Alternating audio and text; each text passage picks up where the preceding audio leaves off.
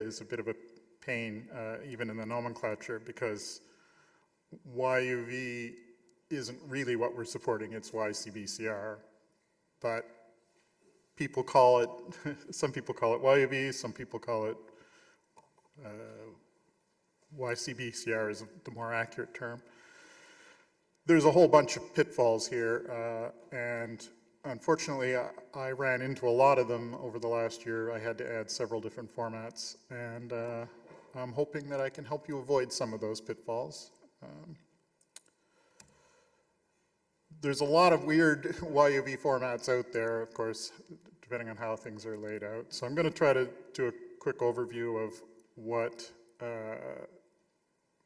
how things are described in the YUV, YCBCR space. A lot of you will already be familiar with that, but as I say, the nomenclature is a bit confusing at times, so I just wanted to try to sort of establish a baseline. And it was good for my own purposes too, to review all of this. So historically, YUV was an analog format and a specific way of encoding color for broadcast television. Y being the luminance of the black and white, which was the original broadcast format, and then in order to create color TV, they added side channels that would transmit color information, which are often called U and V, sorry. But these days, YUV is often used in a somewhat slap-happy way just to refer to any kind of luma and chroma representation, even digital ones. The digital representation is technically called YCBCR, or even better, Y prime CBCR, the Y prime being gamma corrected luma. And like any good computer standard, there's plenty of standards to choose from. There are all kinds of different ways to convert between RGB and YCBCR.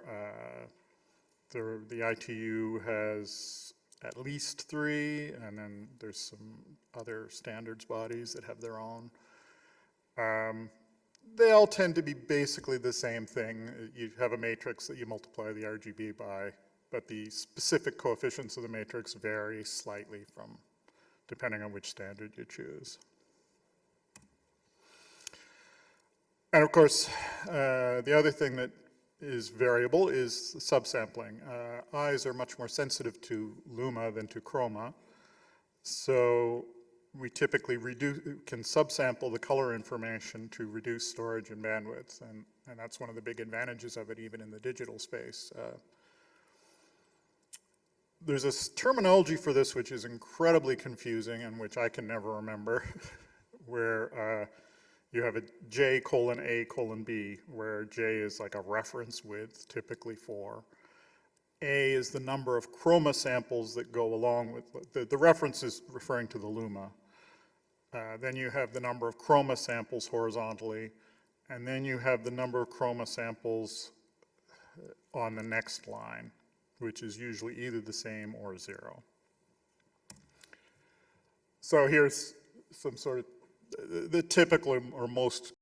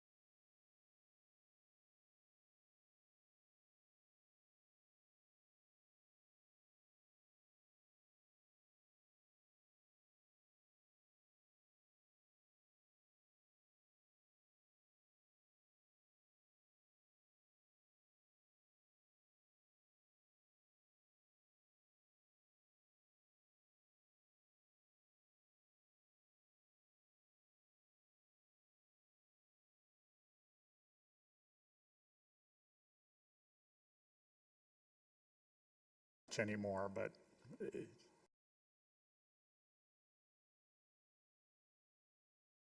of that.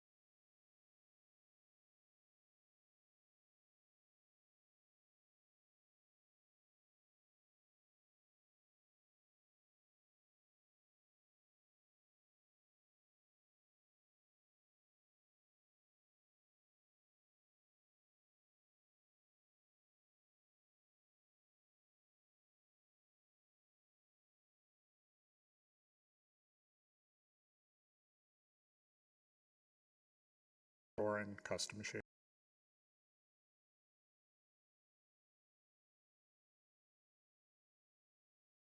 Adding any new.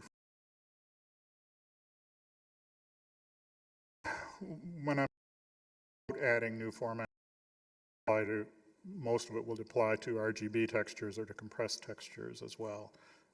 Again, I think most of those have probably been added already, but some standards body may come up with a new compressed texture format that you would have to.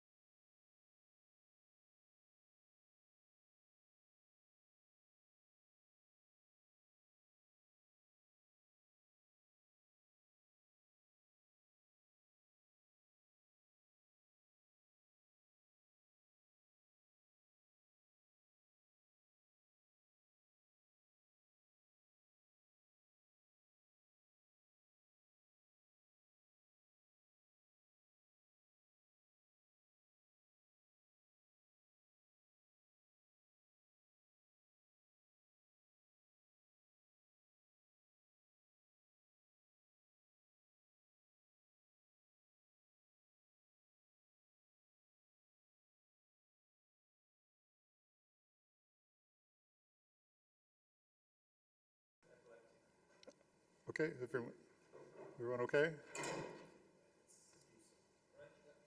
Cool.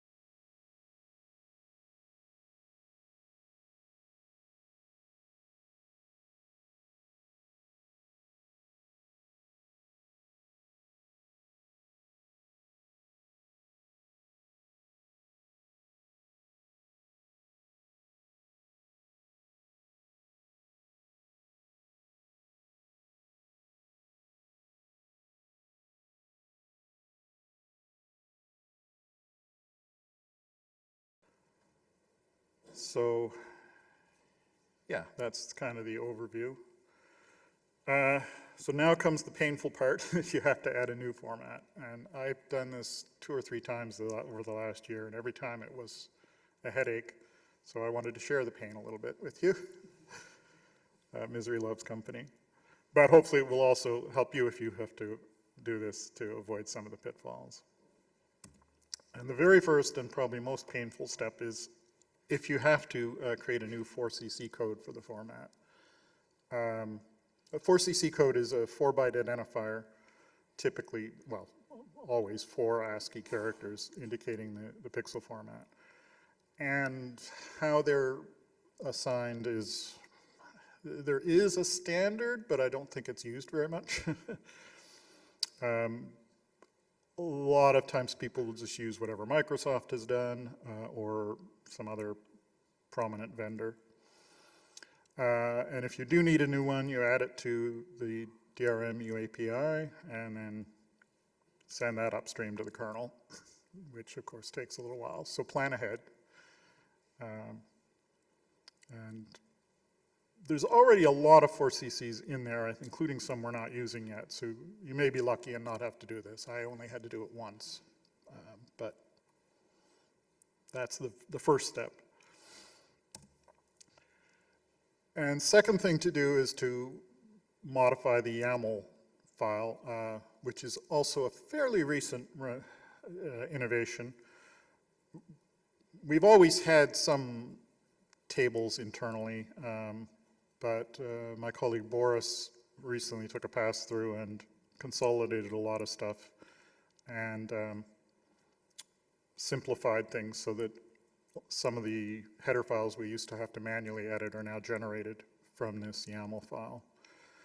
And the entries look, fairly straightforward. There's the official name with the components grouped together in planes and with their bit depths and subsampling information. Then there's any aliases that you might need. So, for example, NV12 is so commonly called NV12 and is already used in the code that we just want to insert a pound define for that so people can find it easily.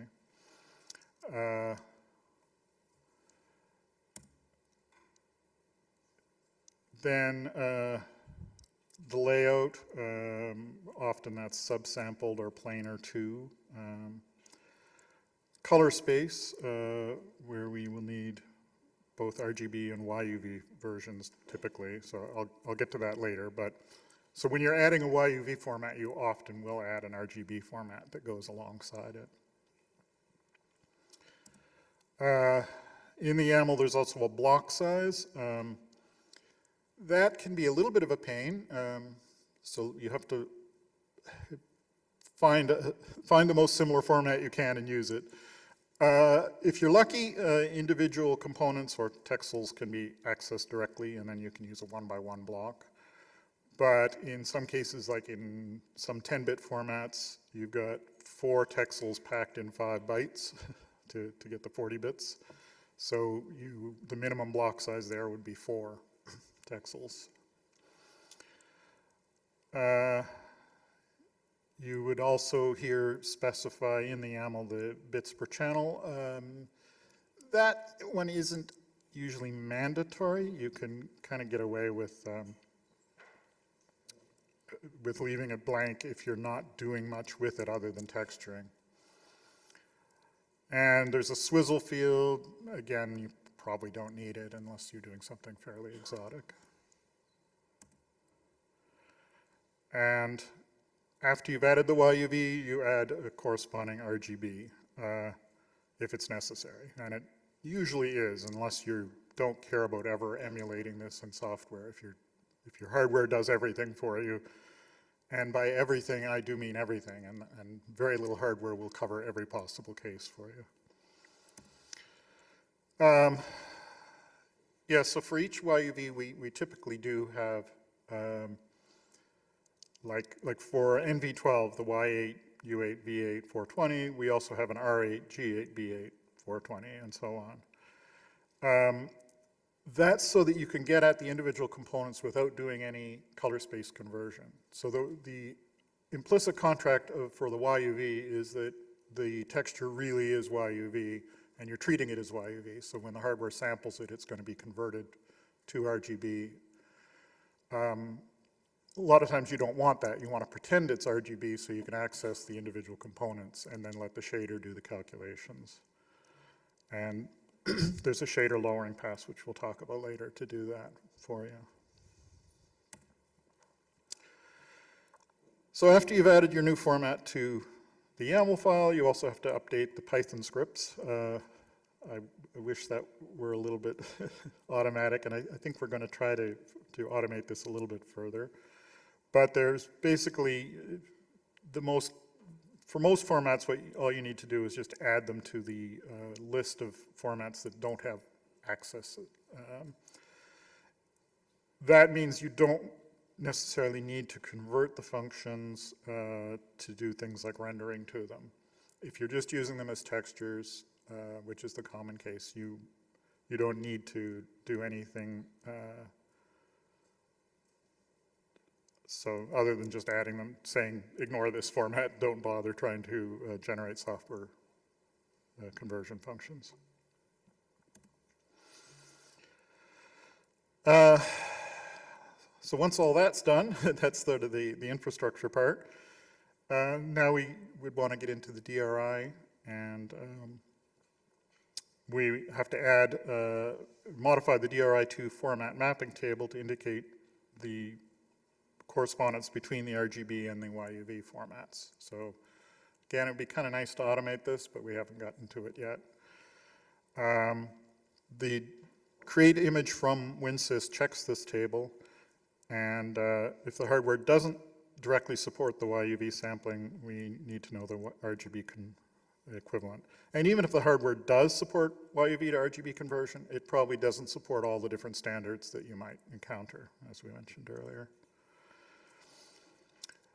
So to do the YUV conversion, there's already code in NIR to NIR tech.c that can handle most situations. So look at some existing code, like a format that's similar to the one you're adding, and you can probably just set up the sampler key to reflect that.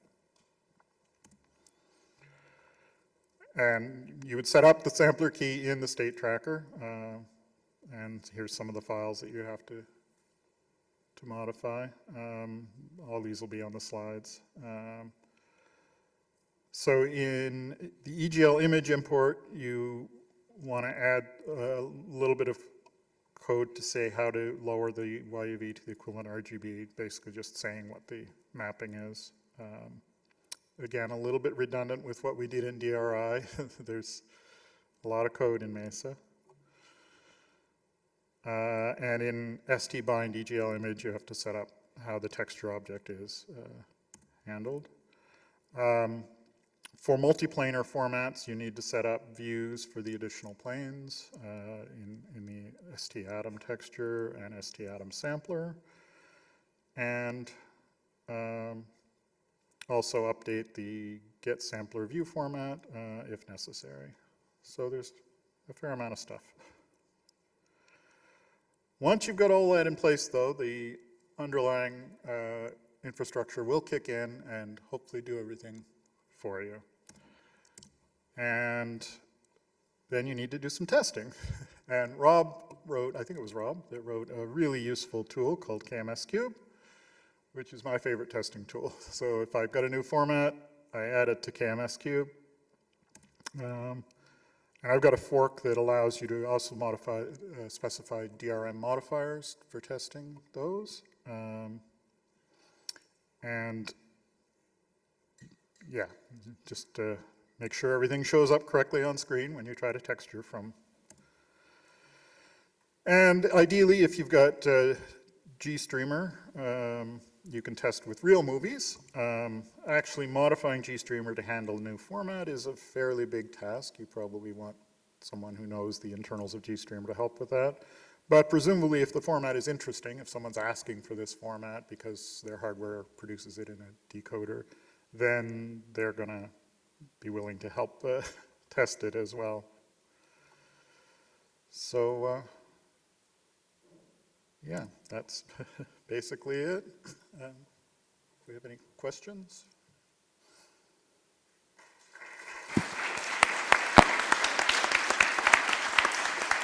We have maybe time for one question. Congrats on becoming the Mesa YUV maintainer. Thanks, Faith. I really appreciate that. Okay, that was not a question, so a second one. Hi, thank you for the talk. Regarding Vulkan, as far as I can see, there is the issue that there we can not just use a new DRM 4cc and import it, but additionally need new extensions with properly defined formats and so on. What's your plan there going forward for especially like vendor specific and like where weird formats that maybe even don't have a linear version or something? I shortly talked with Faith yesterday about the possibility to have something to import something like that in a similar way. Yeah, it would certainly be nice to have some more interoperability. As you say, Vulkan is a whole other can of worms because there's a nice set of standard things already present in Vulkan in the extensions, but to add new ones, yeah, you need a new Vulkan extension.